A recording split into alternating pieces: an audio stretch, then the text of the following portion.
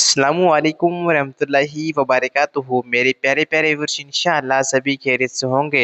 मुफ्ती सलमान अज़हरी साहब आपको बताएंगे इस बयान के अंदर पैसे किसे उधार देने चाहिए, किसे नहीं देने चाहिए, लेन देन कैसे करना चाहिए पैसों का। बहुत ही अच्छे अंदाज से आपको समझाएंगे बयान के साथ। और मुफ्ती आइए सुनते हैं मुफ्ती साहब का मुकम्मल बयान। वीडियो लाइक, चैनल पहली बार सब्सक्राइब कर लिया। सुनते हैं मुफ्ती साहब का मुकम्मल और बयान। अक्सर तो आज लोगों का हाल ये हो गया खयानतदारी। अक्सर जिसके पास भी कुछ माल रखा जाए उससे वापस आने की उम्मीद ही खत्म हो जाती है। इसीलिए कोई एक दूसरे को कर्जे हसन देता नहीं आज जी।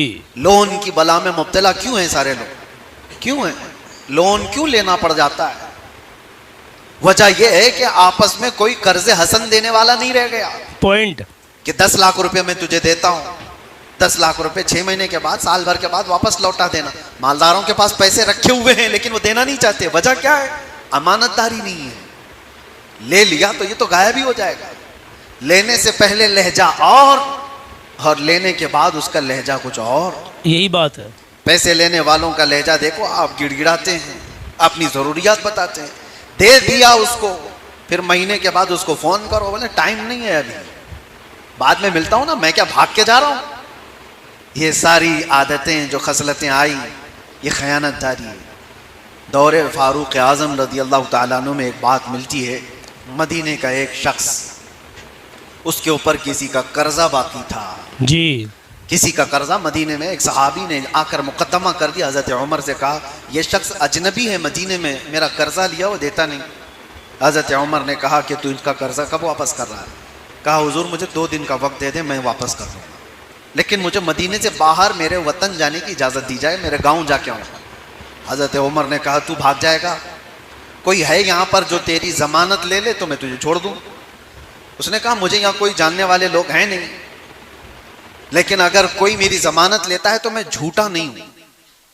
हज़रत उमर ने कहा अदालत जो है वो जुमलों पर नहीं चलेगी, एविडेंस चाहिए ना, कोई जामीन भी चाहिए। जज से अगर आप कह दो मैं थोड़ी ना भाग रहा हूँ, जी। जज ये नहीं कहेगा कि तू नहीं भाग रहा है या भाग रहा है, ये तेरा मसला है, कोई जामीन ला के दे दे, पेपर ला करके दे दे प्रॉपर्टी के। हज़रत उमर ने कहा कोई जामीन है? कोई नहीं था। कौन उठता है अनजान आदमी के आप जमानत देंगे आज?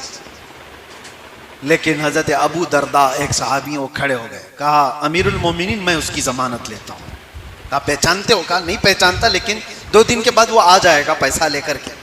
हज़रत उमर ने कहा अगर वो नहीं लेकर के आएगा तो तुमको पकड़ा जाएगा, पैसा भी देना होगा और अंदर भी जाओगे। हज़रत अबू दरदा ने कहा मंजूर है। उस शख्स से कहा गया कि जाओ तू लेकर के आ जा। वो गया, 1 दिन 2 दिन, शाम हो रही थी, आया नहीं। हज़रत उमर ने अबू दरदा को बुलाया, आ जाओ। वो तो आया नहीं जिसकी तुम जमानत लिए थे। और वो सहाबी भी आ गए जिनका कर्जा बाकी था जी। तो इतने ही में मगरिब से पहले पहले वो हाँपता कांपता दौड़ता हुआ वो बंदा आ गया, अदालत में आया और कहा कि हुजूर उनके जो पैसे बाकी थे मैं लेकर के आ गया, इंतजाम कर रहा हूँ।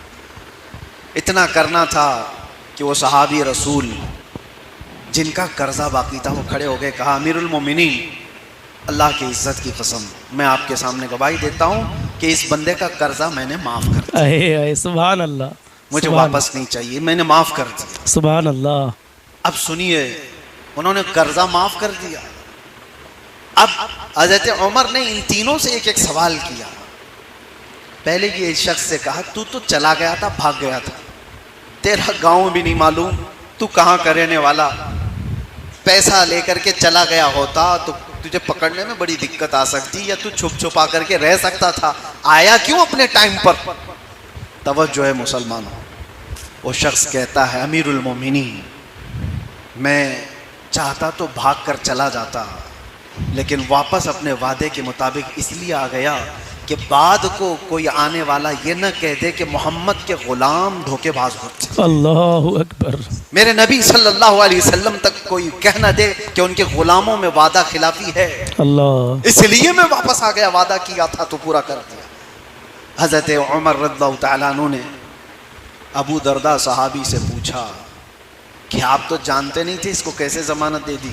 जी। उन्होंने कहा अमीरुल मोमिनीन मेरी तमन्ना ये थी कि अनजान है लेकिन है तो मुसलमान, बेशक है तो मुसलमान, कोई तो इसकी जमानत नहीं ले रहा था, मैं भी ना लेता तो दिल में ये ख्याल आया कहीं बाद को दूसरी कौमें ये ना कह दें कि मोहम्मद के ग़ुलामों में अब लोगों से हमदर्दी करने का जज्बा भी ख़त्म हो गया। अल्लाह अकबर। लोग ये ना कह दें कि लोगों से हमदर्दी का जज्बा ख़त्म हो गया, इसलिए मैं खड़ा हुआ उसकी हमदर्दी में। सुभान अल्लाह। और वो कर्ज खा साहबी से पूछा, आपने अभी क्यों माफ़ कर दिया, पहले तो माफ़ कर सकते थे। उन्होंने कहा, पहले इसके बारे में इतना नहीं मालूम था, लेकिन अपने वादे के मुताबिक बराबर आ जाने वाला शख्स मेरे नबी का सच्चा गुलाम, सुभान अल्लाह। मैंने अपना कर्जा इसलिए माफ़ कर दिया कि लोग कल को ये ना कहें कि मोहम्मद अरबी के ग़ुलामों में माफ़ करने का जज्बा ख़त्म हो गया है। अल्लाह अकबर। तीनों का एक ही मिशन था कि हुजूर पर कोई उंगली ना उठाए। अल्लाह। अज़ीज़ान गिरामी वक़ार, अमानत सहाबा इकराम में इस तरह की थी कि वो वक्त का भी लिहाज रखते थे और लोगों का भी लिहाज रखते थे। क्या आज ये माशरे में बात आ सकती? जी मेरे प्यारे नाज़रीन, उम्मीद करते हैं आपको वीडियो अच्छे लगे तो लाइक करें, चैनल पहले बार सब्सक्राइब करें। वीडियो पर देखने बहुत बहुत शुक्रिया। दुआओं की गुजारिश। अस्सलामु अलैकुम रहमतुल्लाहि व बरकातहू। मिलते हैं इस्लामिक नई जानकारी नई वीडियो के साथ, तब तक के लिए अल्लाह हाफिज़।